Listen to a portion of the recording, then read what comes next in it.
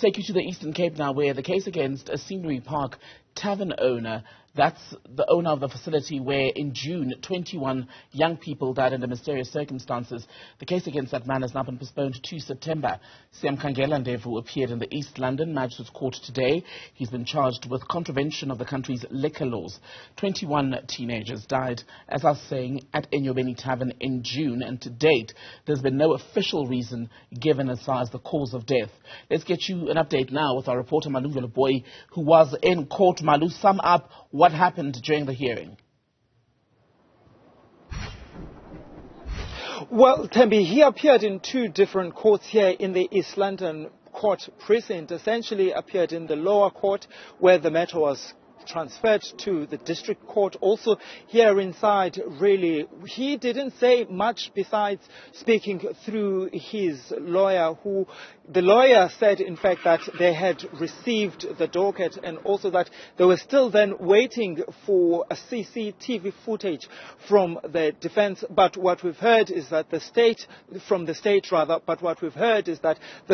says it is ready to proceed, as you have already indicated, Thembekile, that he is being charged for for contravening the country's liquor law for now at least, and the matter was then postponed to the 2nd of September for pre-trial. But it was interesting, Thembekile, to see the relatives of those 21 children who essentially was talking to us as journalists, saying that they will come to court every day, Tembi, until this man is essentially charged for the main charge, that of the deaths of their children. In fact, one of the spokespersons of these families talking to journalists, saying that at least for them, they are happy to see this man appearing in court, but what they want to see him, they don't want to see him outside, because they're saying that that is making them uncomfortable, and also that the suspect does not seem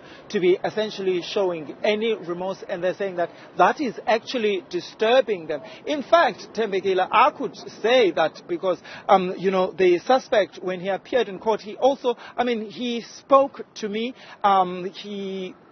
I asked him how he was doing. He said he's fine, but he did not want to essentially speak about the particular case. But the many parents who has essentially come out are saying that they are not happy that he's been allowed to go back home. What they want to see, they want him in prison.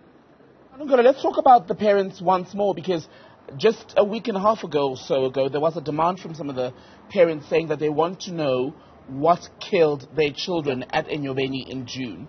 Has anything been communicated further?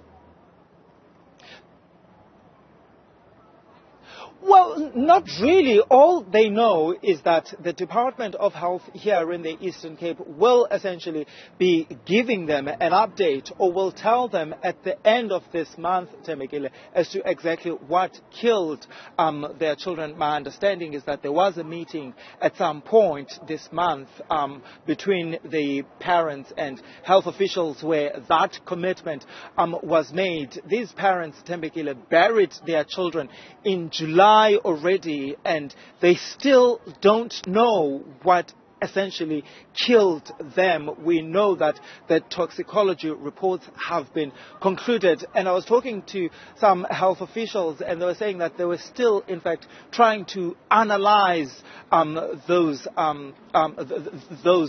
results before anything is communicated to the parents. So I suppose then, Thembekile, the parents will really have to wait until the end of this month to see or to know what exactly killed their children. And of course, some of them are saying, Thembekile, it's making it very difficult for them really to find closure until they essentially know what killed their children.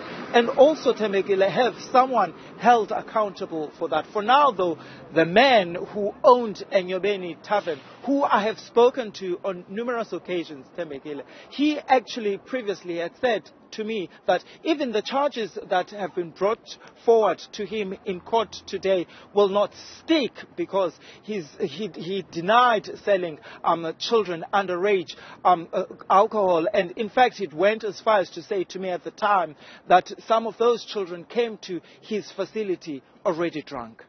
Malungelo, Booi, thank you very much for that update from the Eastern Cape.